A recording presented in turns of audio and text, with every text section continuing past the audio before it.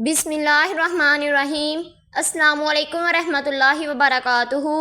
محرم کا چاند نظر آنے سے پہلے یہ 3 کام لازمی کر لینا اللہ والوں کا بتایا ہوا طریقہ ہے۔ محرم کا چاند نظر آنے سے پہلے جس گھر میں یہ 3 کام کر لیے جاتے ہیں اس گھر کا بچہ ارب پتی بن جاتا ہے۔ محرم کا چاند نئے سال کا آغاز ہے۔ مسلمانوں کا نیا سال محرم کے مہینے سے شروع ہوتا ہے۔ نیا اسلامک سال شروع ہونے سے پہلے جو کوئی اپنی تنگ دستیوں سے جان چھڑوانا چاہتا ہے، جو کوئی اپنے گھر سے بے سکونی اور بے برکتی کا خاتمہ چاہتا ہے، گھر میں سکون اور برکت پیدا ہو جائے، بیٹیوں کے لیے بہترین رشتے چاہتا ہے، جلدی شادی چاہتا ہے، کاروبار میں ترقی چاہتا ہے، قرض سے نجات چاہتا ہے، کسی بھی مسئلے کا حل چاہتا ہے تو محرم کا چاند نظر آنے سے پہلے یہ 3 کام کر لینا۔ جس گھر میں محرم کا چاند نظر آنے سے پہلے یہ کام کر لیے جاتے ہیں، جو شخص یہ وظیفہ پڑھ لیتا ہے وہ جو ساری عمر نہ مل سکا ایک بار یہ وظیفہ پڑھنے سے مل جاتا ہے۔ ہر دعا قبول ہو جاتی ہے، ہر حاجت پوری ہو جاتی ہے۔ محرم کا چاند نئے سال کا آغاز ہے۔ اگر آپ نے سال کے ساتھ ساتھ ایک نئی زندگی کا آغاز کرنا چاہتے ہیں، ایک ایسی زندگی جس میں خوشیاں اور حالیاں آپ کا مقدر ہو جائیں،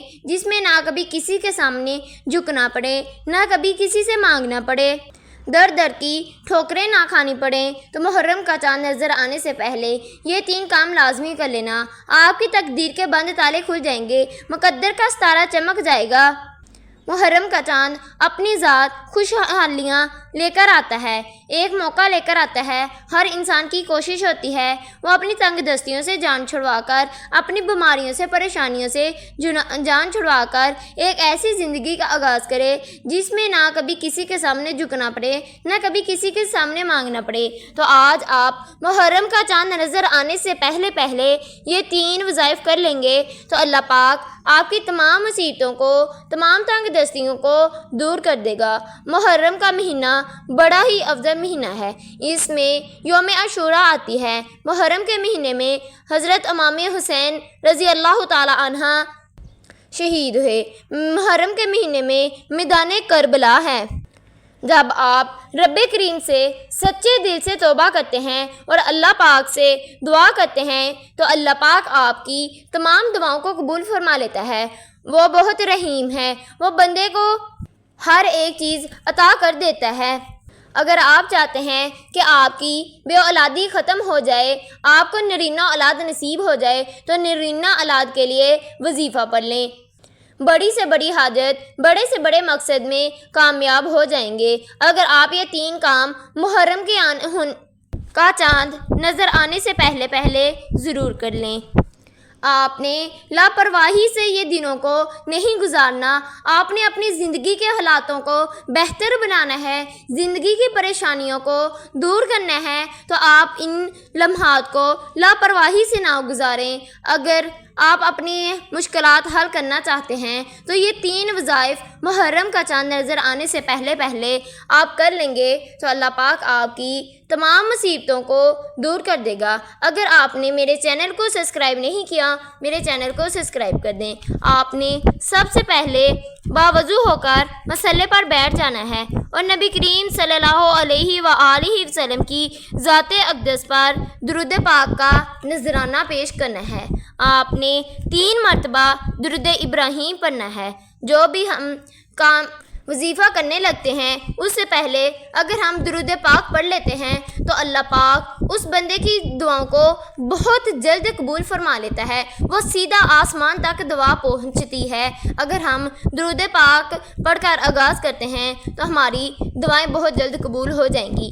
آپ نے درود پاک پڑھنے کے بعد آپ کا جو بھی مقصد ہے، جو بھی حاجت ہے اس کی نیت کر لیں۔ اگر آپ دشمنوں سے نجات چاہتے ہیں، کاروبار میں ترقی چاہتے ہیں، بے اولادی کا خاتمہ چاہتے ہیں، اگر آپ بیمار ہیں، صحت یابی چاہتے ہیں، میاں بیوی میں پیار محبت پیدا کرنا چاہتے ہیں، اور بھی دیگر آپ کے جو بھی مسائل ہیں ان کی نیت کر لیں۔ نیت آپ نے سچے دل سے کرنی ہے۔ نیت کرتے دوران آپ نے یہ دل میں وسوسہ نہیں رکھنا کہ پتہ نہیں ہماری دعا قبول ہوگی یا نہیں، اس سے آپ کی کوئی دعا قبول نہیں ہوگی۔ آپ نے اللہ پاک پر پختہ یقین یقین رکھتے ہوئے اس وظیفے کو، اس عمل کو کرنا ہے۔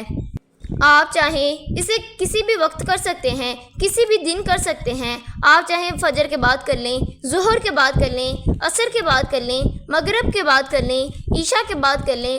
آپ کے پاس جب بھی وقت ہے آپ اس وظیفے کو کر سکتے ہیں۔ آپ چاہیں اس وظیفے کو ہر روز بھی کر سکتے ہیں۔ اللہ پاک آپ کی تمام مصیبتوں کو دور کر دے گا۔ نیت کرنے کے بعد آپ نے ایک مرتبہ اعوذ باللہ من الشیطان الرجیم بسم اللہ الرحمن الرحیم پڑھ کر وظیفے کا آغاز کرنا ہے۔ سب سے پہلے نمبر پر آپ نے جو وظیفہ پڑھنا ہے وہ وظیفہ لا حول ولا قوت الا باللہ کو پڑھنا ہے۔ لا حول ولا قوت الا باللہ۔ اگر آپ کے سمندر کی جا کے برابر گناہ ہیں تو اللہ پاک آپ کے تمام گناہوں کو معاف کر دے گا۔ جب کوئی بندہ اللہ پاک سے اپنے گناہوں کی توبہ کرتا ہے، اپنے گناہوں کی بخشش مانگتا ہے تو اللہ پاک اس بندے کی تمام گناہوں کو معاف کر دیتا ہے۔